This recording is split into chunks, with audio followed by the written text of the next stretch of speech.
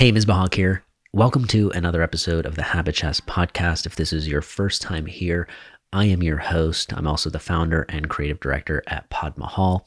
I designed this show to really serve as a space for people who are trying to make moves and trying to do them strategically, right? With nuance, not trying to go, crazy and go to really crazy extremes and sell your soul for one of these things, but you want all of it. You want health, wealth, happiness, and you want to figure out a strategic way to acquire the habits and skills to get there. So if any of that resonates with you, I think you're going to enjoy some of what we discuss on this show. In this episode, though, one of the things I want to share with you is probably one of the most life-changing interactions and situations that ever happened to me. And it was also just, it's something I think about even though it's been over, 10, 12 years at this point. It's something I think about at least once a day sometimes, right? And I think it's because I now know how crazy it is for this person to have done this for me back then. At the time, I knew it was a big deal, but I didn't know what a big deal it was, right? So basically, how this started out was when I was probably 16, 17, I had the chance to, get there was a community day where there's, a career day or whatever, where you have all sorts of, different professions and people come out and they kind of give their pitch on what they do and all that kind of stuff. And I remember at the time I was interested in law a little bit, right? So there was a corporate lawyer there. And by the way, this is when Suits was actually really big the first time around. Not like now how it went on Netflix and there was this big resurgence of everybody watching it. This is back when it was on the USA channel and, just really in its prime, right? And so I remember wondering with that guy, I'm like, man, it looks so awesome, looks so fun, it seems so interesting. And I remember asking him if he liked what he did, right? Or some version of that. And it was the sigh or the reaction that he had. He didn't say no, but he also was like, hey, it's boring, this is really the reality of it. It's a lot of paperwork, it's a lot of contracts, you're not in court litigating or whatever you have in mind, right? So that was an example of one of the speakers there. But the next speaker was really the one that I was most interested in, which was the entrepreneur. So this was a business owner that had just sold a pharmaceutical company for $125 million. Now, there is a chance, if my memory is serving me, wrong, that it was $225, but I'm going to assume it was 125. Now, the numbers that I actually remember was that 25 million, right, was the amount that he actually pulled out and he ended up saving for himself from the sale. And then 100 million, or if it was double that, right, 200 million, was basically what went right back into another venture that he was starting, pretty soon, right after. And the stories that he told, it wasn't really that crazy interesting, right? When he was presenting and doing his thing, all I was seeing was a future version of myself where I was like, man, if I could just be 1% of what this guy is or achieve 1% of what this guy has, I would be happy. I don't need $25 million. I don't need 125. That was unfathomable to me. I didn't think even I could achieve it, right? But it was the perspective of seeing that was possible, that was around me. It was also the assumptions that were shattered, right? By the way, when I first found some of this out, it was his friend who was running this event or whatever, who was able to, land him and get him on as a guest. But he was the dude who was pointing him out to me originally, oh, dude, that dude just sold his company for 125 million or whatever, right? And told me some of the background on him. And I remember my assumptions just being shattered around I don't know what I expected when I thought of somebody who was selling their company for 125, right? But this guy was not necessarily what I had in mind. It's not that he, wasn't dressed up or any of those things, but like one of the things that I remember walking away with out of that, right, was because I think that was a good thing, getting to see that, like, oh, this isn't what I expected or what I thought of when I thought of an entrepreneur selling for 125. Like, this is a normal guy. Like, he can do it. If he can do it, we could do it, right? Or we could do 1% of what he's doing. That's really all I cared about. So the thing that I walked away with after that career fair event situation, right, was an intense desire to talk to this guy and to ask him a few questions, right? Like, there are a couple things that I was just burning to ask him, and I was scared. I didn't think, like, why would this dude talk to me, right? But I knew I wanted, like, that's what I wanted, right? I liked what he gave to the group, but I wanted a one-on-one thing where he could talk to me and assess my situation and give me some advice, right?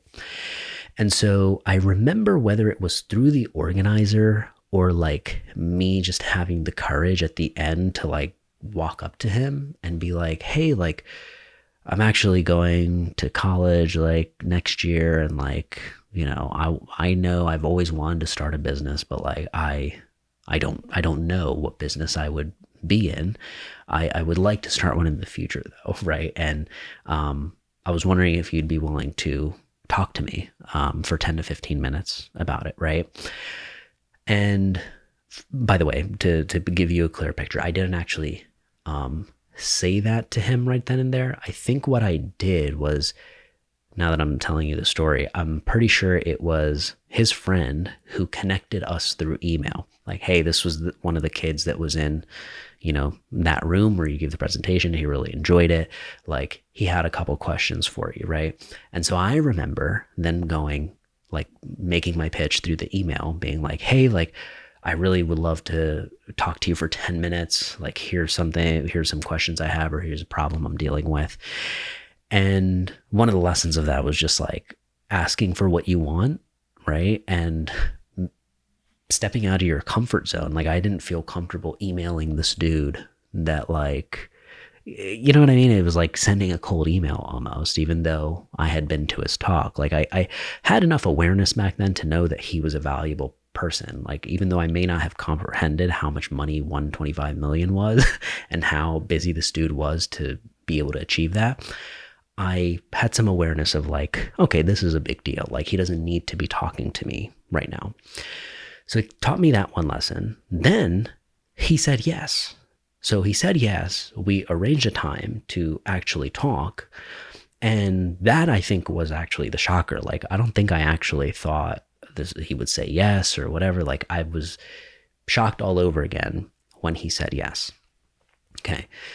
Now, whenever that call is scheduled for, I'm doing all my thinking, all of my, like, I need to ask the most important questions here. Like, I realized how valuable it was that he said yes, and I was going to get to have this time, and for free, right? Like, I'm not getting charged any money for this. Like, so we finally hop on the call, right?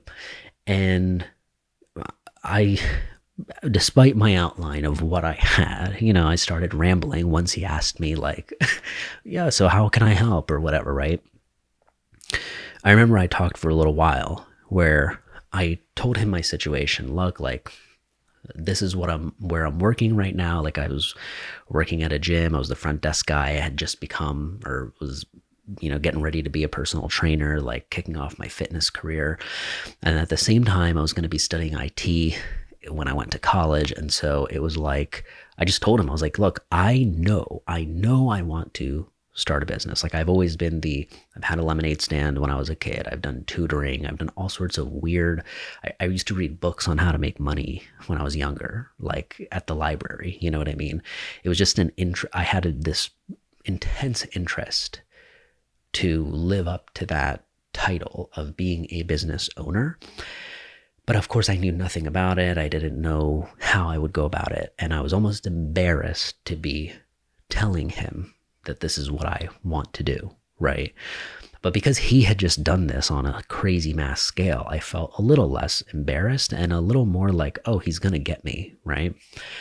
So in hindsight, his response was the most kind and encouraging and perfect thing that I think I could have heard. And that's part of what I often think about is like, what a great answer I got for the time that I was in, because I also know this about myself, right? Like, I know I put people on pedestals. If I really, really like this author, like this celebrity, or like this whatever, like, I would look at them as a hero and value what they say and maybe do what they say, right? And so I quite often think of if he had given me the wrong advice, the wrong thing to think about, like I may have, you know, invested all my time and attention into doing that, right? And so I think I was so lucky that he gave me something good. And this is what he said. Okay. So after I explained to him, look, this is what I want to do. I want to start a business at some point, right? He told me the most useful thing that you can do, the most valuable thing that you can do, like starting now, because that was one of my follow-ups, was like, what can I be doing now to set myself up for that, right? So after I'm out of college or after I'm whatever, like when I am ready and know what I want to do with the business and start one, like what can I be doing in the meantime? So I'm not just a sitting duck here, you know. I wanted to get ahead. And so I remember him going, the most productive thing that you can be doing is every job that you have right now and that you continue to have and get and ever work in, be as observant as you possibly can around everything, the operations, this department, that department, things that are part of your job and that aren't a part of your job. Really just begin to orient yourself and see and understand how the whole machine and system works. Like, and you can do that just by watching. You don't need to be, you know, knocking down your boss's door to understand all of this stuff. You can be actually just observing this. And he mentioned how this skill would pay off when it came time to basically construct all of those systems and figure out how all of these different pieces kind of work together, right? So I took that advice very seriously, because at the current gym that I was at, and I think I may have been working at one or two other gyms, or I would very soon in the future, every gym that I worked at, every job that I had from that point, no matter how different it was, that became an automatic thought in my head. Like, how does this work? How does this break down? Why does this trainer have so many clients? What are they doing? This person seems really smart. They have way more certifications than this one. Why isn't that trainer the one serving more clients, right? Like, I didn't have all the answers, okay? But I basically realized, like, it's worth it to poke and ask the questions in your mind. And you begin to kind of develop hunches around the way things are versus how you think they are, right? This skill also paid off in when I worked for, that startup in the Bay Area. It was at a crazy time where, like, I, was employee number 5 or 6 or something like that. And I got to witness the beginnings of it, the wild growth, like hyper growth, the kinds of growth that I myself would not have been ever able to do, but like getting to watch that all in front of my eyes and getting to like just normalize customers, money, leads, like a functioning business. It became automatic for me to see, oh, this is how that works. This is how this works. Like, there are things that I got to observe about even my boss at the time, right? Like, wow, like my boss, for example, on Tuesdays, he would have his headphones on all day in the office, right? He would only come out if he ever needed to pee or something. And it was the kind of thing where when, there's a lot of people, it's also a gym, right? So there's like, people talk to you, you get sidetracked. And I always admired the focus that my boss had. Like, the ability to just lock in and go after something consistently was insane. And it's something to hear about that, right? It is one thing to hear about it, read books or listen to podcasts about it. But getting to see that in person, going, wow, like, and what he did on those Tuesdays was wrote all of the social posts, because they were doing 3 a day at that point on 2 different accounts, right? And growing crazy rapidly too. But like watching, oh, okay, this is working, double down on that, right? Oh, how does like a founder like this create this kind of content, create this kind of demand, right? That allows us to have full books and clients and all this good stuff, right?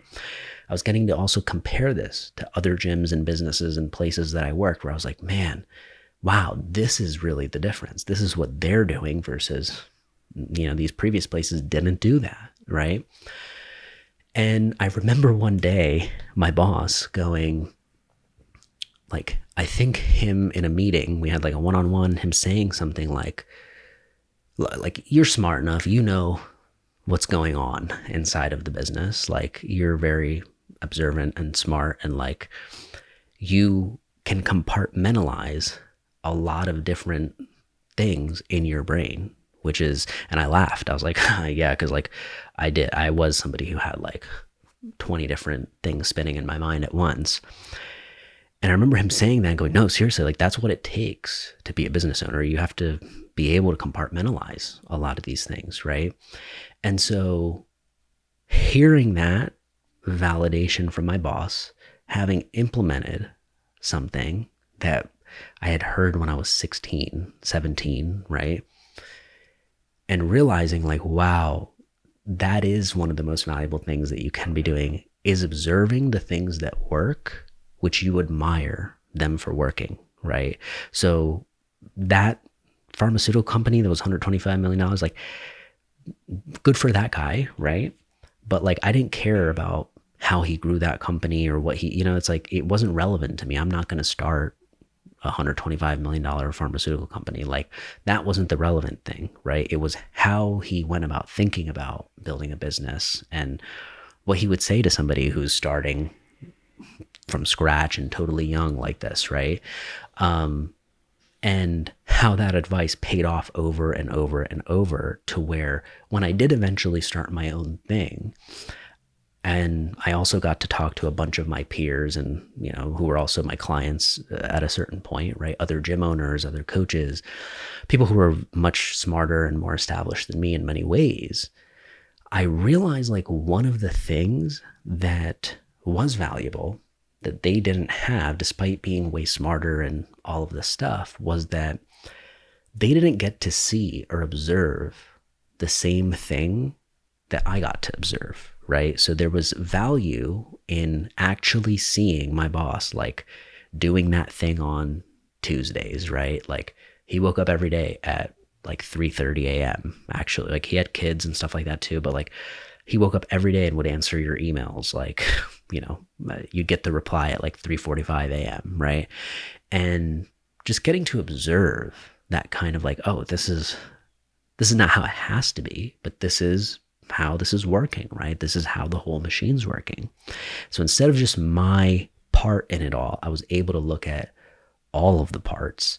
And I think that skill of observing the things that you admire, right? If they're people, if they're businesses, careers, whatever it is, being able to like deconstruct what's making this happen, right? And that in and of itself is a skill, I found, right? Where you can look at something and break it down in all these parts, to where, when I started my business, like, I had all sorts of clients that I realized were coming to me for that kind of thing, that kind of breakdown, that kind of overview of looking at what they're doing. And it's never something I actually looked at as a special skill or anything that I possessed. It was really just somebody told me to do that when I was younger, and I thought that they were extremely valuable. And now, obviously, like in the past few years, when you start to realize like, oh, that's 125 million is a lot of money. Like, this dude didn't have to talk to me back then. He didn't have to be kind. He didn't have to give me that advice. Yet he did. There's all these connections that kept coming back to me and in mind. Like, one of the things was, you probably heard this too, like when businesses get sold and acquired or merged, right? Like, they the founder or the business owner is pretty stressed. Like your body is something that you spend months putting back together after you sell a company. And I've gotten to kind of see this from afar with a couple different people in my life or people that I've worked with, right?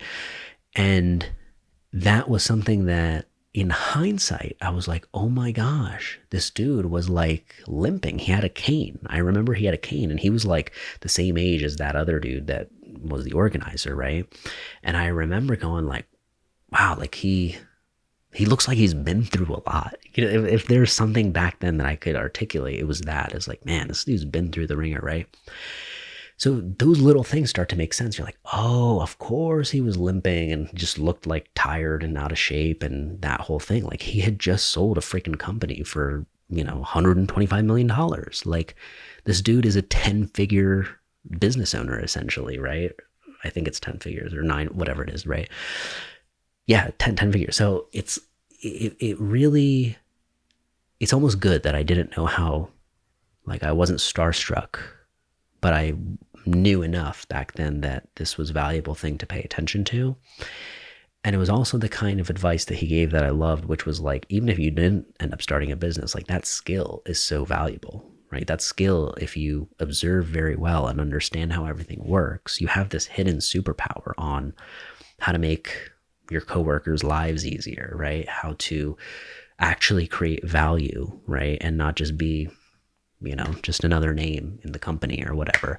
So it did a lot of things for me that I think particularly in these past few years, and this year especially, I've been thinking about more than ever, because the scale of how difficult it was to do that thing that he did, right? Growing and selling a company that for that much, that you get to realize like, wow, that's a very big deal, right? And I think a lot of things around the effectiveness of the advice that he gave. And then also, it makes me want to be kind as well and give people something useful, that can stick with them for a long time to come, no matter what they do, right? So even if I wasn't a business owner and I never end up starting the business, like I think a lot of what he said still would have been valuable to me. So I hope that story, if anything, it tells you like, instead of feeling like, man, I have to do it this one way or this other way, find people and things that work the way you want to also work, right? There's enough people out there now compared to back, 13 years ago. Like there weren't that many examples online or people that you could maybe follow and model after. Everything seemed new and novel back then, right?